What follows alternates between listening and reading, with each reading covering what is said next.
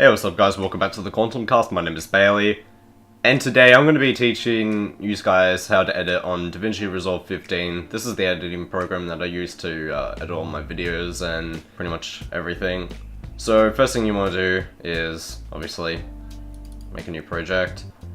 Now, this is the most important step that a lot of people screw up, like, pretty much all the time when they first use this program, is what they do is they will drag in a clip, but the problem is the FPS is not correct. As you can see, it says 24. That's not what we want for this video. So what we need to do, before we even put anything into our media pool, we need to go to File, Project Settings. So right here, as you can see, the timeline resolution is 1920 1080p. You can change this to like 720 or 1080. That's usually the two I use. Timeline frame rate, this one we're going to go 60 because 60 FPS is cool. The playback frame rate, we have to change to 60. Also, the next thing you need to change is this bit here in video monitoring. Make that 1080p 60 to match this. Just click save, and then that's it. So now what we're going to do is add our video into our timeline. Now you can easily just like drag in to there, or the timeline itself doesn't really matter, but this is how I have my workspace. You can change it up by clicking these little tabs here. This is sort of your own little choice here if you want, but this is how I have my timeline. And then, as you can see down here, we've got the audio levels, we've got the video. Now, some of the things you should know is how to cut up the video. Now, this is an easy way. I just click B on my keyboard, and it comes up with the razor. And then to get off the razor, you just click A, and it goes back to your mouse. So, another way you can do it is just click the razor up here, but if you want to be quicker and get through editing a lot quicker, just click B, and then start cutting up. Now, a lot of things you could do once you cut up something and you want to move the timeline downwards, you just click backspace, and then click this so it highlights, and then backspace again, and then that will come up. Now, another thing that's really important to know is the snapping tool. So what you can do with this is, instead of with the snapping, how it goes like this right here, it snaps into place. But if I click the snap tool, it will unhighlight, and then it won't do that, so I can move it around more freely. Right here we have the link selection tool. So this one, as you can see, once I click the video, it highlights the video and the audio. Now if I click this and unhighlight it, it will just move one of these things.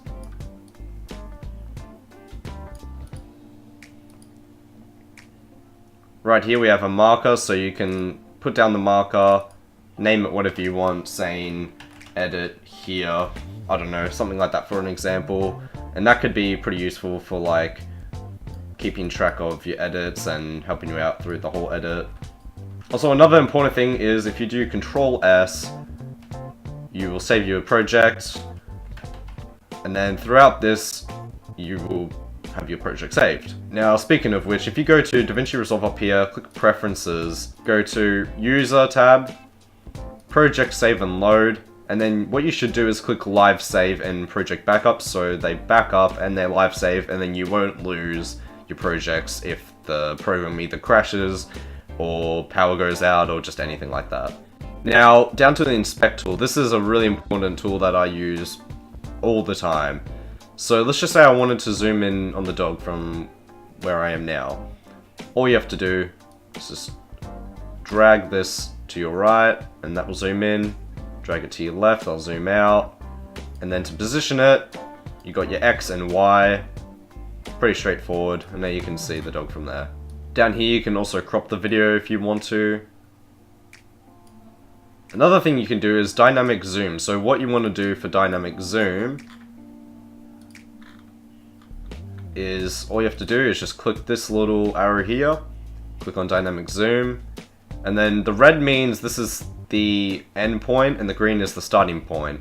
So what we need to do is turn on dynamic zoom, and let's just say we want to zoom in on the dog. We click swap, click on the red, and then zoom it into our liking. This is going to be starting at the start of this video. It's not actually going to start where I was just on the timeline.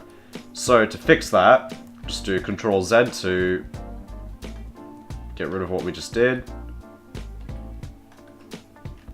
Click B, cut this, do the same thing again, and then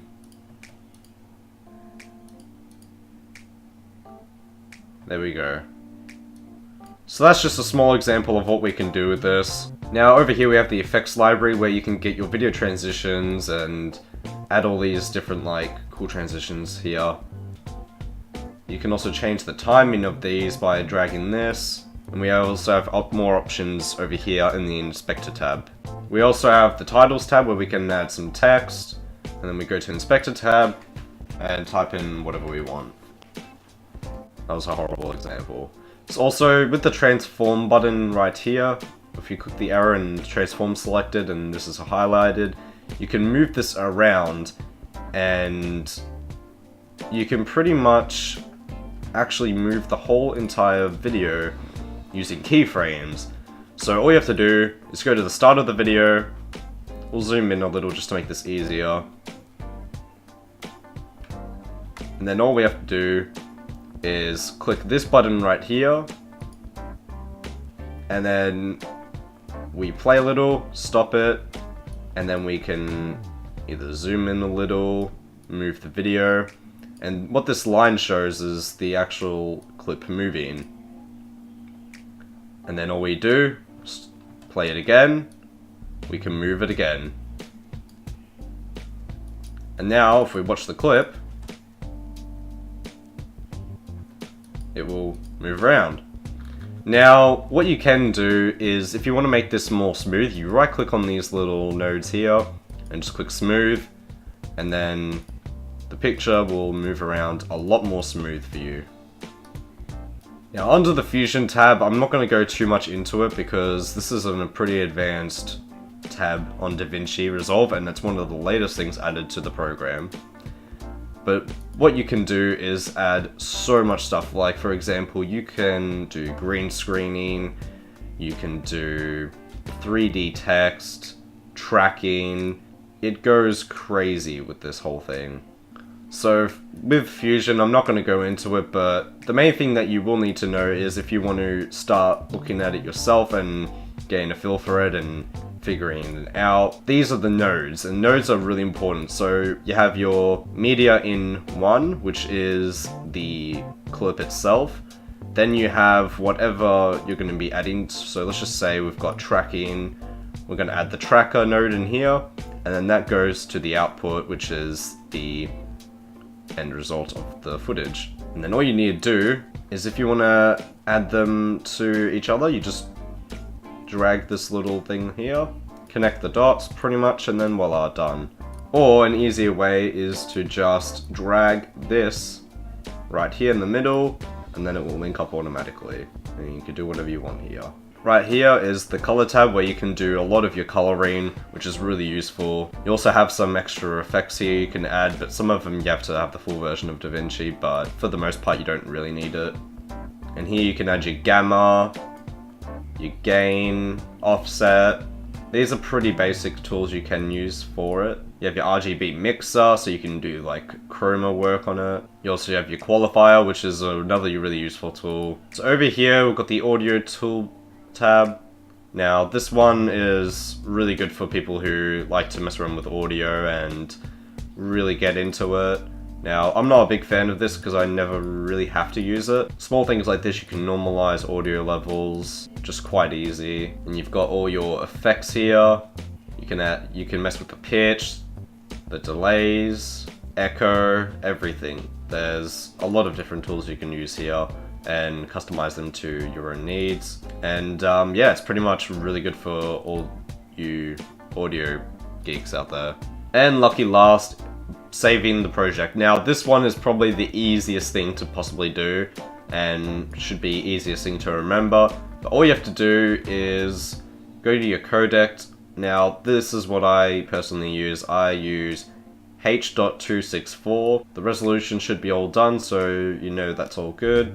Quality, you can change that to either high or best. Now best is overkill, but I now use it because it makes it slightly better, but I don't mind doing that. But I would honestly not recommend doing that to everyone. I would recommend either high. Medium I'm not too sure about, but high and medium is probably the best way to go. Or you can restrict it to your bitrate, which is automatically at 80 kilobytes per second, but if you have it on automatic, it can go higher. Advanced settings you don't need to worry about, and you shouldn't really have to worry about ever. Audio you also don't really need to worry about unless you want to mess with your bit depth. You can change that to 16, 24, and 32. You also can change the codec. And over here, you can save the file and name it something. Also, when it says render, do not click individual clips because it will render all these separate clips individually, and you don't want that. It would just be really messy. Trust me, I did it once. It was bad. So you can either save it as a custom name right here or the timeline name, but I mean, no one's going to be able to say that fluently. So let's just call it Doggo. And then all you have to do is just do add to render queue, save it to your desired file, click OK, and start render. And as this happens, it will have a timer with an estimate of how long it will take. That's pretty much it. That's the hands down most basic things I could honestly possibly show you guys, but if you want to learn more, let me know down in the comments below. Trust me, there is a lot of YouTube tutorials out there if you want to learn how to do more advanced things, probably things I couldn't even do because I'm still yet learning on this program. I've had this program for like a couple years now, and I still don't even know like at least like 70 or 60% of the program. But anyways, I hope you guys enjoyed watching. See you all later, and goodbye.